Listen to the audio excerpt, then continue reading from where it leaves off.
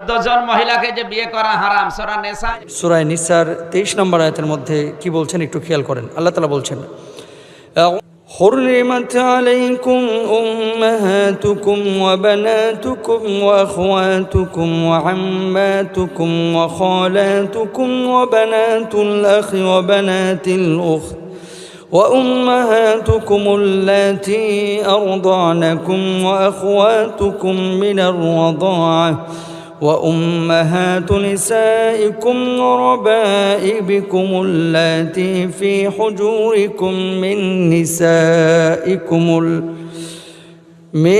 نسائكم اللاتي دخلتم بهن صدق الله العظيم।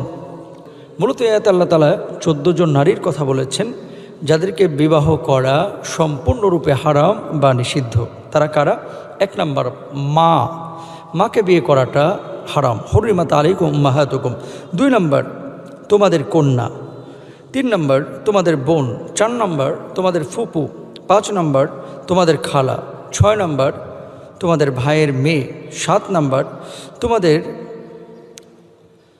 ভগিনী কন্যা, তোমাদের 8 নম্বর সে মাতা যারা তোমাদেরকে স্তন্যপান করিয়েছেন, 9 নম্বর তোমাদের দুধ বোন, 10 নম্বর তোমাদের স্ত্রীদের মাতা, 11 নম্বর তোমরা যাদের সঙ্গে সহবাস করেছো সেই স্ত্রীদের কন্যা যারা তোমাদের লালন পালনে আছে।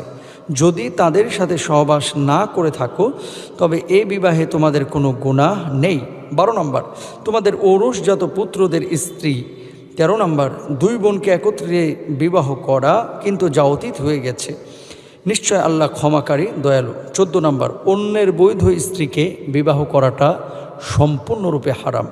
এই 14 শ্রেণীর নারীকে বিবাহ বন্ধনে আবদ্ধ করা বা এই 14 শ্রেণীর নারীকে বিয়ে করাটা ইসলাম সম্পূর্ণরূপে হারাম ঘোষণা করেছে।